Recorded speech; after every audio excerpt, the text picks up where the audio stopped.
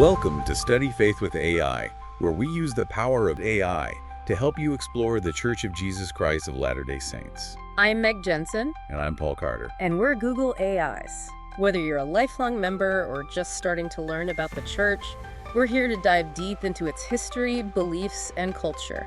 We know there is a lot of information out there about the Church of Jesus Christ of Latter-day Saints. Oh, tons. You might know it as the Mormon faith.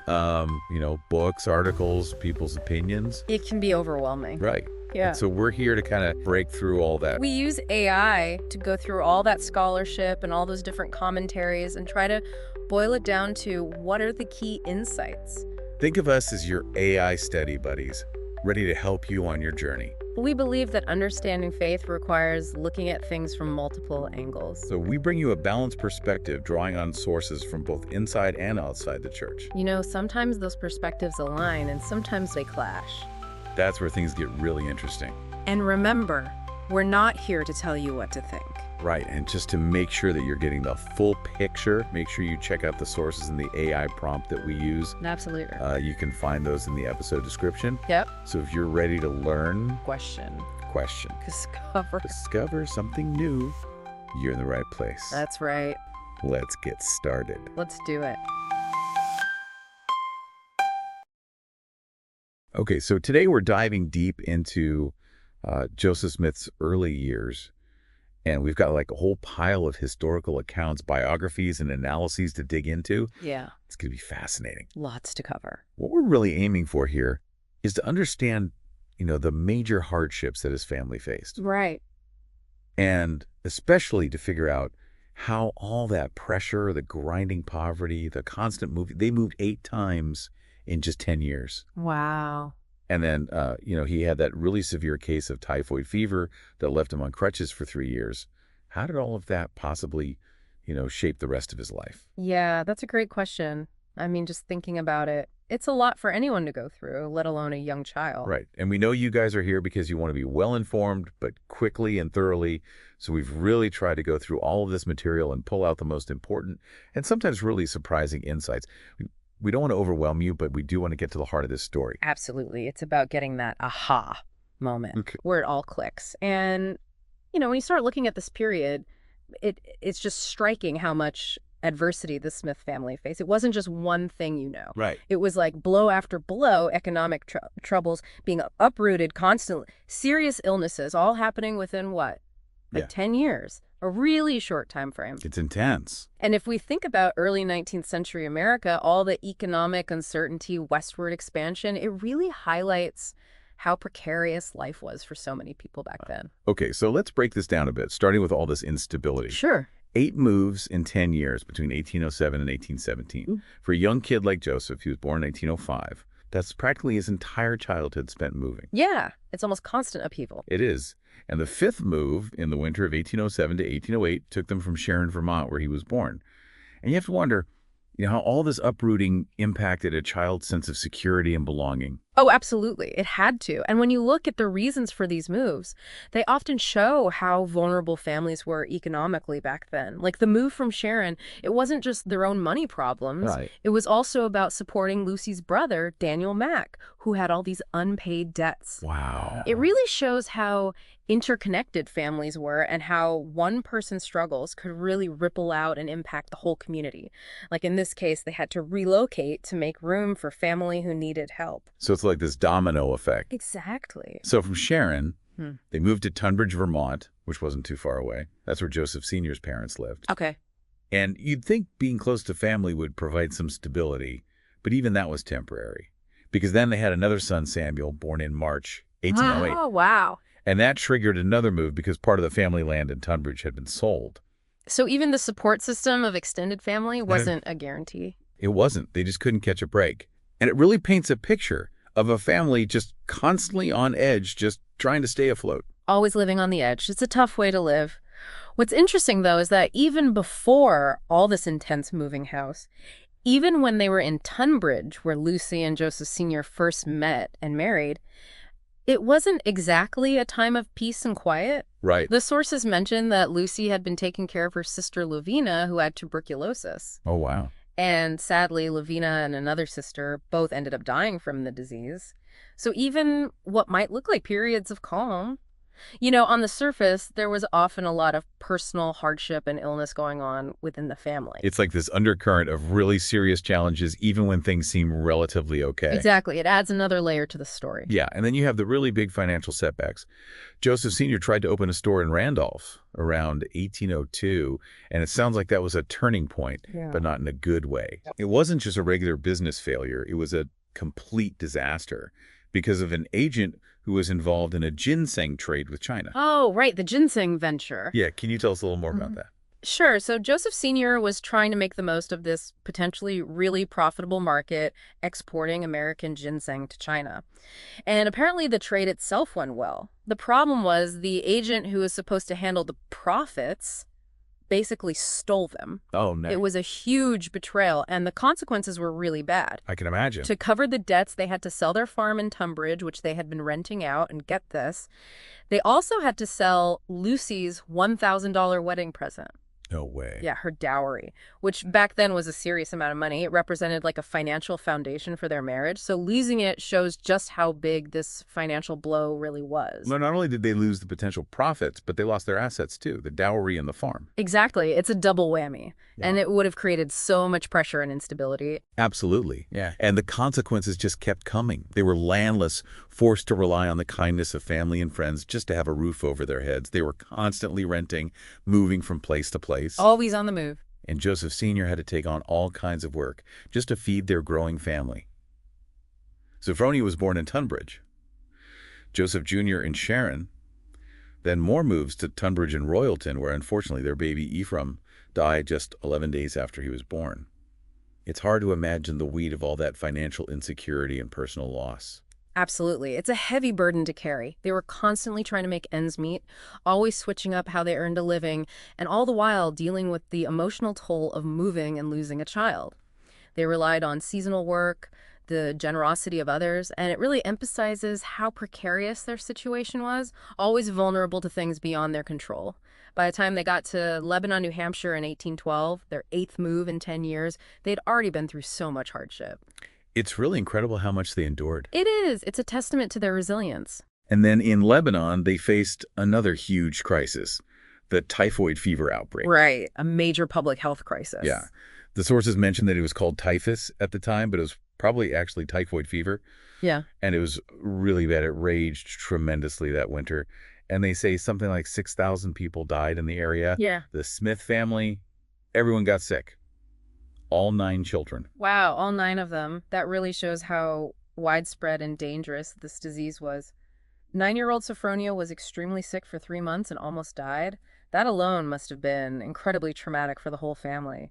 But for 7-year-old Joseph Jr., the illness had some really severe, long-lasting consequences. Yeah. He was sick with the fever for about 2 weeks, but then he developed a bone marrow infection, probably osteomyelitis, a really serious complication of typhoid. Right. And that led to that incredibly painful surgery on his leg. Yeah, a major surgery. The sources say some doctors recommended amputation, but Joseph refused and bravely agreed to what they called an experiment. They were going to remove bone. Oh, wow. And it sounds agonizing. Multiple surgeries, incisions removal of parts of his tibia. I can't even imagine. And after all that, he had to use crutches for 3 years. To go through that kind of suffering and prolonged dependence on others, especially after years of instability, it must have been incredibly difficult. Absolutely. It's hard to fathom.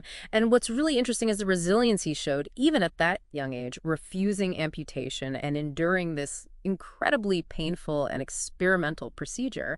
And the fact that he had to use crutches for 3 years emphasizes how severe this illness was and the long-term impact it had on his life and mobility. It wasn't a quick recovery. It was years of physical limitation and needing help, and all of this happening while the family was still dealing with poverty and constantly moving. It's just layer upon layer of hardship. It is. Just constant challenge after challenge. Then comes the difficult journey to Palmyra, New York. He spent some time in Norwich, where Lucy and the kids waited while Joseph Sr. looked for work. And then they had to move over 300 miles to join him. That's a long way. It is, especially back then. And even that journey was full of hardship. Just as they were about to leave, creditors showed up demanding payments for debts Lucy thought were already settled. Oh no, are you Yeah, serious? and they had to give up two-thirds of their savings just to be able to leave. It's heartbreaking. They finally had a little money put aside, and then it's just taken away. It really highlights how vulnerable they were financially. Even when they were trying for a fresh start, the past just kept coming back to haunt them. And the journey itself, especially for young Joseph still recovering from surgery, sounds just awful. He had to walk even though he was weak. There are stories about their belongings being thrown out of the wagon because they couldn't afford to pay, and Lucy having to trade their clothes, even Sophronia's earrings, just for food and lodging. Oh my gosh. That's terrible. And it didn't end there. Joseph Jr. was knocked out of a sleigh and left injured until someone stopped to help. It just shows how desperate their situation was and how little support they often had. They finally made it to Palmyra with almost nothing, but at least the family was back together after being apart. It's a reminder that even in the midst of all this suffering, there were still moments of human kindness. And that journey really highlights their resilience, their ability to just keep going even when things were so difficult. So they finally get to Palmyra, and the sources talk about how widespread poverty was in both Vermont and this new frontier town. Huh. It wasn't just the Smith family, many others were struggling too. And Palmyra, being part of the burned-over district, had this unique atmosphere with intense religious feeling mixed with economic hardship. The Smith family tried over and over to improve their situation. The ginseng thing failed. They tried selling cakes and ginger beer at fairs. They were trying everything. They were. But it seems like they just kept running into bad luck or dishonesty from others. Even when they managed to get a farm, they lost it because of the mortgage, even though they got extensions. It was like they were in a constant fight just to survive. It really puts their struggles into perspective. It wasn't just a matter of individual failings. It was the reality of the time and place, the economic uncertainty, and the fact that they kept trying to improve their situation shows their determination, but those repeated failures must have been incredibly discouraging. Absolutely. And while the sources we have don't go into the specifics of the financial impact, at this point, we should mention the death of their oldest son, Alvin. Right. Even though we don't have the financial details in these particular excerpts, losing a child, especially the oldest in a family struggling with poverty, Right. it would have added a huge emotional and probably economic burden. For sure. Especially back then, the loss of an older child on a farm could mean a significant loss of labor. It's another layer of hardship they had to deal with. So much loss and hardship. It's really hard to grasp. So when we step back and consider all of this, the constant moving, the financial instability, losing the farm, and Lucy's dowry, Joseph's illness, and the brutal journey to Palmyra where they lost what little they had left, and the constant poverty, how do you think all of this impacted Joseph Smith later on in his life and the decisions he made? It's impossible to know for sure, but it's hard to imagine that these experiences didn't have a profound impact on him. That constant struggle for basic survival could have really instilled in him a deep awareness of just how vulnerable people are financially, and maybe even fueled a desire to find security not just for himself, but for a whole community. And seeing firsthand the consequences of financial ruin and how unreliable and sometimes dishonest people can be, that might have shaped his views on trust and community and the need for a different kind of social order. Makes sense. And then his own experience with severe illness and being dependent on others for so long that could have fostered a deep empathy for suffering or a strong will to overcome his own limitations. And being exposed to so many crises, both economic and health-related maybe, that influenced his sense of agency and made him want to create a world where people weren't so vulnerable. To try to control his own destiny in a way. Exactly, to create a better world. It's impossible to know the full cumulative effect of all those years of hardship, but it definitely gives us a lens through which we can understand his later life. It's an important piece of the puzzle. Exactly. We can't draw direct lines of cause and effect, but understanding these early experiences gives us essential context for understanding what might have influenced Joseph Smith's worldview, his motivations, and how he responded to challenges and opportunities later in life. And the fact that his family managed to persevere through all of that also speaks to an incredible amount of resilience. That's so true. We've talked a lot about the hardships, the poverty, the things the Smith family endured. And it's clear those experiences, they had a profound impact on Joseph. How did those early experiences of poverty and hardship, how did they potentially influence his later decisions, his actions, what he did, what he believed? That's a great question. And it's one that, that historians are still debating today. We can speculate, of course, but it's so important to avoid these, simplistic cause and effect assumptions. Right, of course. But we can look for connections, right? Threads that might link his early life to, to what he did and what he believed later on. Exactly. So, for starters, let's look at his entrepreneurial ventures. Joseph made repeated attempts, throughout his life to find financial stability. He tried all these different business ventures. It's like he was determined to break free from that cycle of poverty that had haunted his family for so long. Yeah, exactly. And a lot of those ventures failed. But his persistence, it suggests this deep-seated desire for economic self-sufficiency, a yearning to control his destiny. And that was probably shaped, at least in part, by those early experiences of financial insecurity. Okay, so this desire for self-sufficiency, does it connect at all to his later teachings, his actions as the founder of Mormonism? Is there a link there?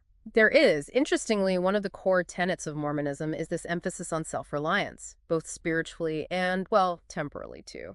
This idea of individual agency, the belief that you have the power to shape your own eternal destiny, that's central to Mormon theology. So are you saying that his early experiences with poverty might have contributed to his emphasis on self-reliance as a spiritual principle? It's definitely possible. I mean, he saw firsthand the devastating consequences of financial dependence. So maybe Joseph came to view self-sufficiency as not just a practical necessity, but also a spiritual imperative.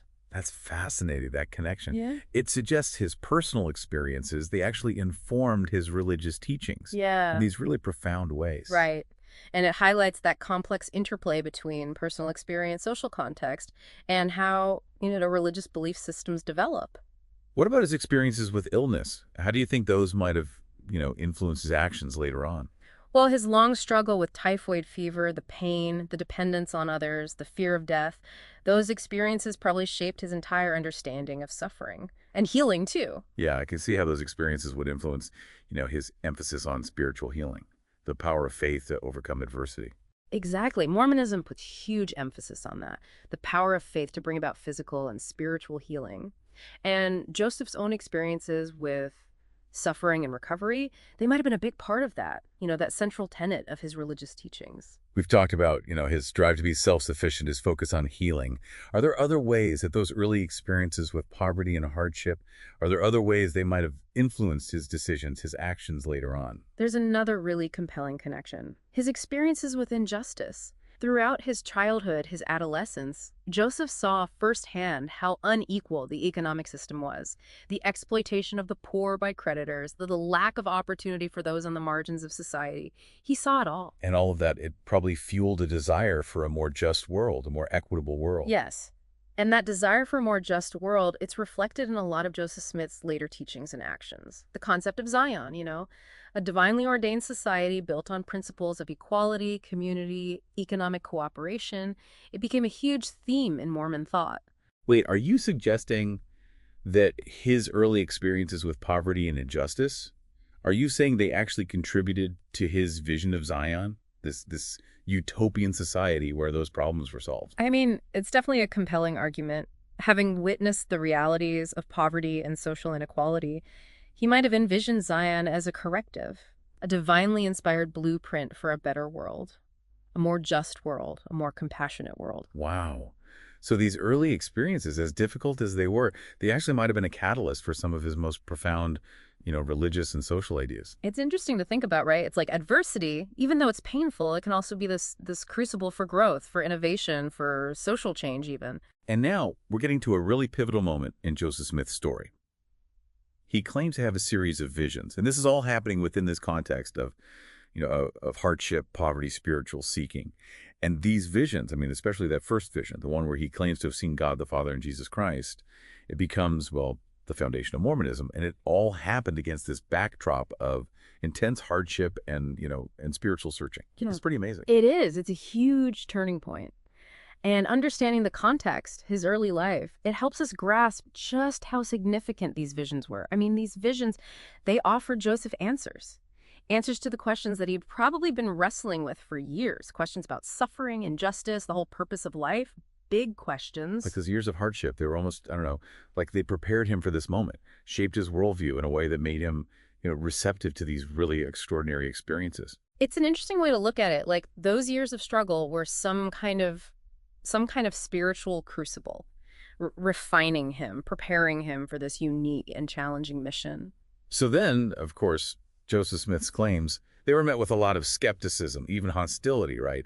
I mean, people questioned his motives, his sanity. Some even questioned his character. Well, yeah, I mean, think about it. His claims were extraordinary. I mean, they challenged the established religious norms of the time pretty radically, actually. It's not surprising that a lot of people had trouble accepting them. But here's what I keep coming back to. Could those experiences of hardship, of exploitation, could they have actually given him a certain kind of credibility in the eyes of some people, I mean? It's possible. I mean, think about the people in his community, the people who are struggling too. The farmers facing foreclosure, the families dealing with illness, the people who just felt the weight of injustice. They might have been drawn to a message that offered hope, a promise of, well, a restoration of justice, a world where things were fair. So some people saw him as a fraud, sure, but others, maybe they saw him as a prophet, a voice for the voiceless, someone who understood their pain, who offered a path to salvation. Exactly. His message, it resonated with those who felt marginalized, disenfranchised. It offered them a sense of belonging, a sense of purpose in a world that felt chaotic and unfair, which, let's face it, it often was. It's really incredible how exploring someone's early life can give us this whole new understanding of their later actions, their beliefs. We tend to focus on these grand narratives of history, but the personal stories, these little glimpses into the human experience that really, I don't know, that really get to me. Yeah, it's a good reminder that history is made by real people, shaped by their experiences, good and bad, their struggles, their triumphs, and everything in between. This deep dive, man, it's been quite a journey. It's given me a whole new perspective on Joseph Smith, on the origins of Mormonism. I mean, the whole thing. Me too. It's a reminder that we should always try to understand the context, the complexities of human experience, the forces that shape our world. It's all connected. So on that note, I want to leave our listeners with something to think about. Joseph Smith's claims, whether you believe them or not, they came out of this very specific historical and social context. How might understanding that context, particularly his early experiences with poverty and hardship, how might it deepen our appreciation of the enduring legacy of Mormonism? What do you think? That's a really great question. It's a challenge, right? It challenges us to look beyond the surface, to consider how personal experience, social forces, religious belief, how it all interacts, how it all fits together. Well, thanks for joining us on this deep dive. We encourage you to keep exploring, to question, to challenge your own assumptions, and to always seek a deeper understanding of the world around you. And until next time, keep digging.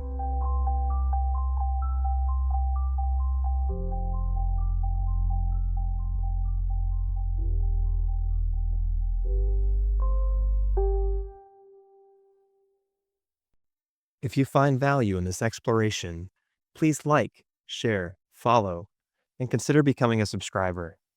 Your contributions help keep these conversations going and allows us to maintain the highest quality production. You can find all the details at studyfaithwithai.com. Thank you for being part of this journey.